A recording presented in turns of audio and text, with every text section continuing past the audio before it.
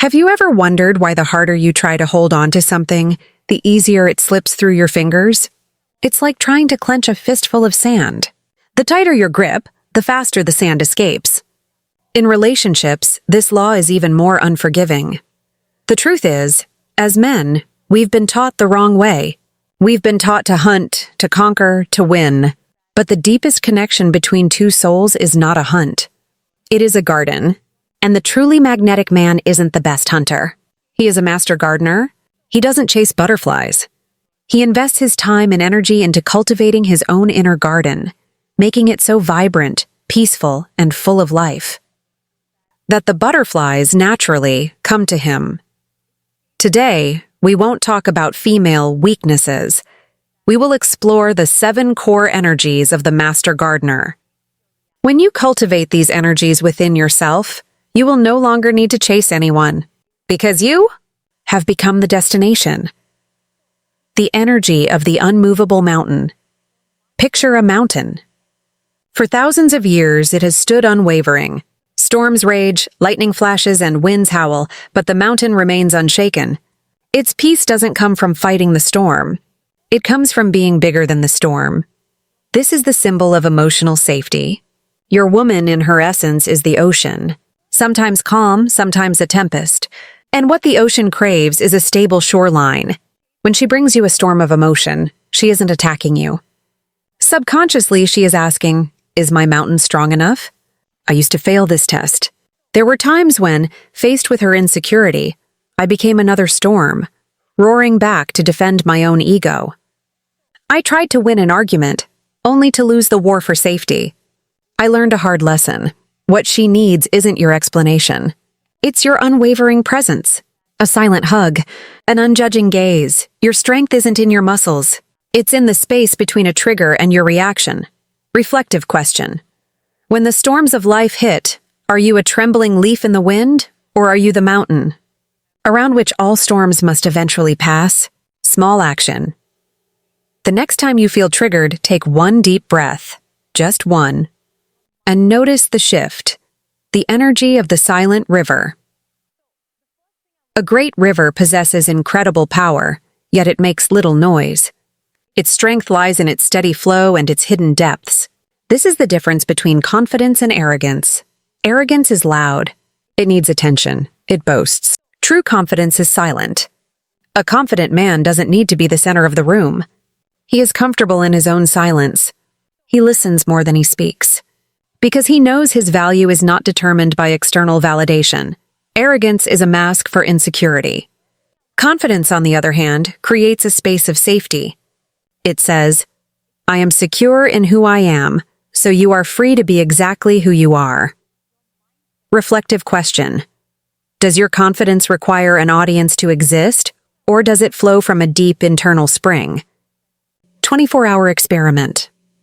For one day, try not to talk about yourself or your accomplishments unless you are directly asked. Instead, focus on asking others deep questions. Feel the change in your energy. The art of creating a sacred space.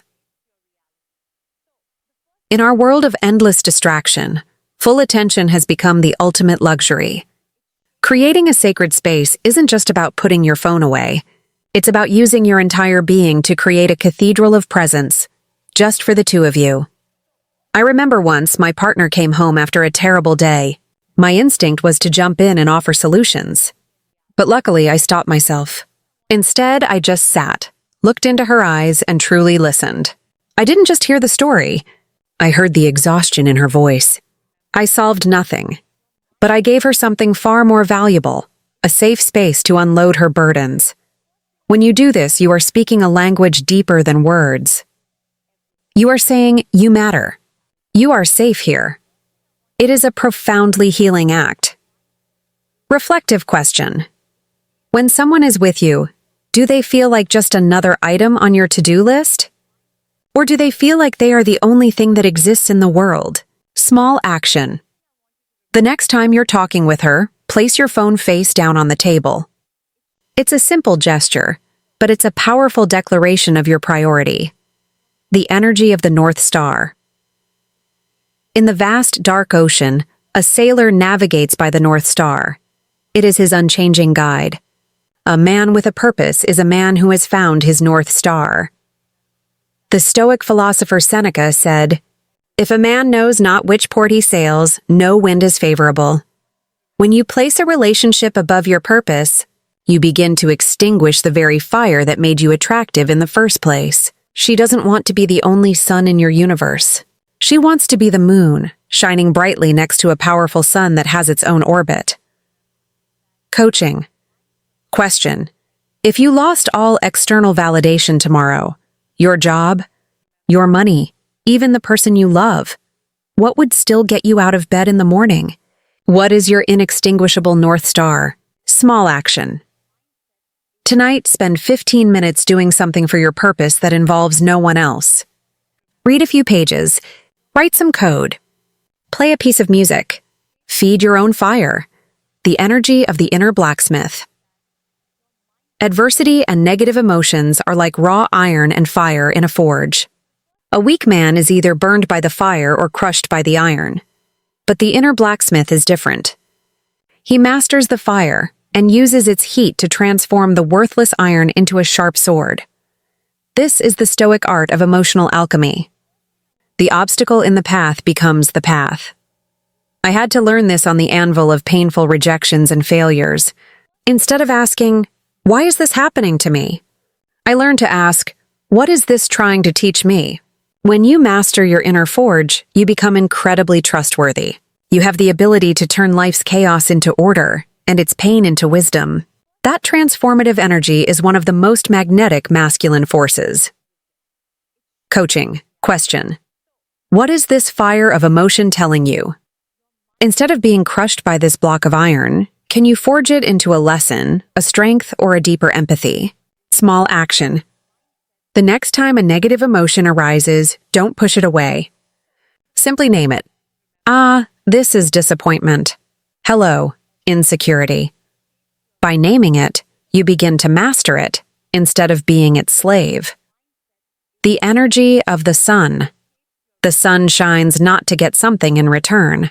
It shines because that is its nature. This is the energy of giving from a place of fullness. Many men are trapped in the nice guy paradigm. They give, but it's a transaction. They offer time and attention, secretly hoping for affection in return. When they don't get it, they become bitter. This is giving from a place of lack. But a man operating from the energy of the sun gives because his own inner garden is already abundant. His love and support are a natural overflow of his inner wealth. He doesn't need anything back because he is already whole. This difference is everything.